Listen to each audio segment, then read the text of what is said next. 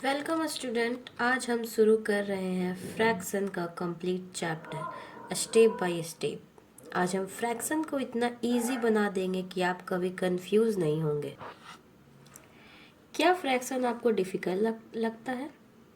आज के बाद नहीं लगेंगे। Okay, then let's start our fraction. मैं आपको एक एग्जांपल देती हूँ। पिज़्ज़ा खाना पसंद है? आज उसी पिज़्ज़ा से हम लोग फ्रैक्शन को समझेंगे। अगर मैं आपको बोलूं कि मेरे पास एक पिज़्ज़ा है और मैंने उसे 4 स्लाइसेस में क्या किया है, कट किया है। अगर मुझे फर्स्ट स्लाइस मिले हैं खाने को,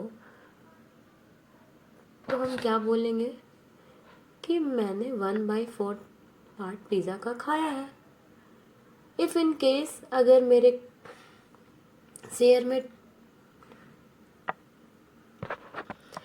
शेयर में अगर 2 पार्ट आते हैं, तो मैं क्या बोलूँगी कि मैंने पिज़्ज़ा का 2/4 पार्ट को क्या किया है, खाया है। बस इसी एग्जाम्पल से मैं आज आप लोगों को फ्रैक्शन के बारे में बताने वाली हूँ। तो मैं अब आप लोगों को फ्रैक्शन के डिफाइन के बारे में बताने वाली हूँ। फ्रैक्शन होता क्या है?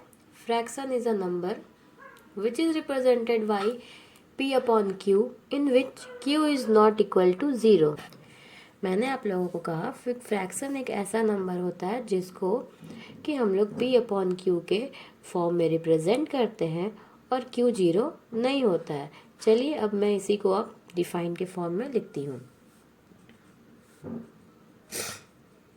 A fraction is a number. मैंने यही बोला कि फ्रैक्शन एक नंबर है जिसको कि p/q के फॉर्म में रिप्रेजेंट करते हैं। तो क्या लिखेंगे? विच is represented by, which is represented या फिर एक्सप्रेस लिख सकते हैं। किस चीज़ में रिप्रेजेंट करते हैं? p/q के फॉर्म में रिप्रेजेंट करते हैं, जहाँ पर p और q होल नंबर होते हैं and q not equal to 0 होता है। p and q are natural number and q not equal to 0. p and q are natural number. Natural number होते हैं। p एंड q क्या होते हैं? नेचुरल नंबर होते हैं। आप लोगों को मालूम होना चाहिए नेचुरल नंबर क्या होता है। 1 2 3 4 5 एंड सो ऑन। एग्जाम्पल मैं अब बता रही हूँ। मैंने क्या बोला कि मेरे पास एक पिज़्ज़ा है। मेरे पास क्या है? ये मेरे पास एक पिज़्ज़ा है। मैंने इस पिज़्ज़े को क्या किया है? 4 स्लाइस में डिवाइड किया है। मैंने इस पिज़्ज़े को कितने स्लाइस में डिवाइड किया है? 4। First, second, third and fourth. अब मैं आप लोगों को क्या बोली कि मैंने इस पिज़्ज़ा का एक स्लाइस क्या किया है? खा लिया है। तो मेरे पार्ट कितना आएंगे? 1/4। मैंने 1/4 पार्ट पिज़्ज़ा का खा चुका है, खा ली हूँ। And the remaining part are left. Remaining part कितने हैं? 3/4। अब मैं ये 1/4 3/4 लिखी कैसे पता चला? ये आगे की वीडियो में आपको धीरे धीरे समझ आने लगेगा। फ्रैक्शन समझ में आया। अब मैं इसका एक एग्जांपल लेकर बताती हूँ। p/q के फॉर्म में लिखा जाता है। p/q के फॉर्म में लिखा जाता है। p और q नेचुरल नंबर होते हैं। p और q नेचुरल नंबर, तो नेचुरल नंबर यहाँ पे 2 लिख सकते हैं, यहाँ पे 3 लिख सकते हैं। फर्स्ट, सेकंड, जहाँ पर 0 नहीं हो, एक इसका एग्जांपल मैं ले रही हूँ। p अगर मैं 2 लिख रही हूँ और q अगर 0, तो क्या ये फ्रैक्शन होगा? क्या ये फ्रैक्शन कहलाएगा? नहीं। क्यों?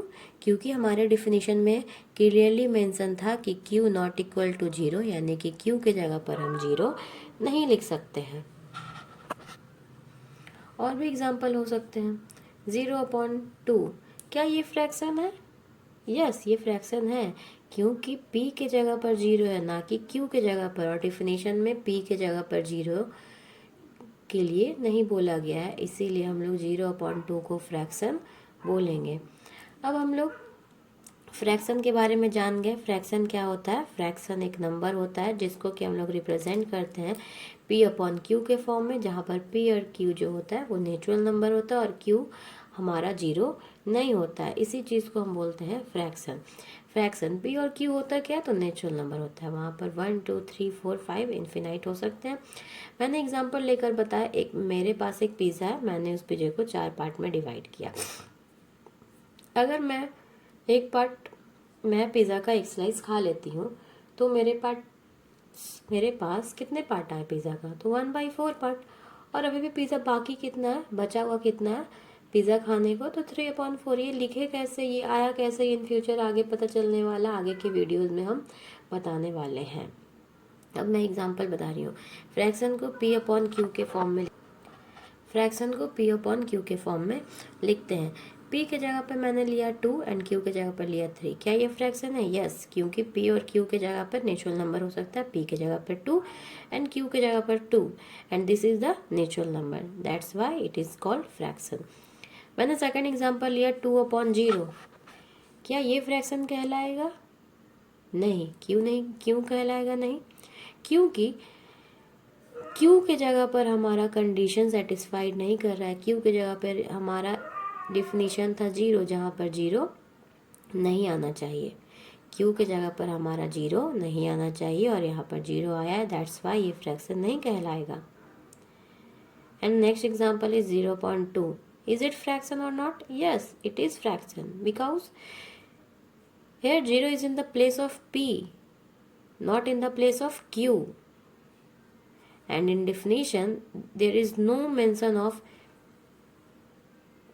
p where p is not 0. Okay. अब मैं नेक्स्ट वीडियो में आप लोगों को फ्रैक्शन के टाइप के बारे में बताने वाली हूँ कि फ्रैक्शन कितने टाइप के होते हैं, कितने उन फ्रैक्शन के नाम क्या होते हैं, मैं कैसे पहचान पाऊँगी, आप लोग कैसे पहचान पाएंगे कि ये इस फ्रैक्शन को इस नाम से जाना जाता है, इस फ्रैक्शन को इस नाम से जाना जाता है। That's all. आज की वीडियो के लिए इतना ही। Thank you. एंड अगर आपको पसंद आए तो लाइक शेयर एंड सब्सक्राइब ज़रूर करें।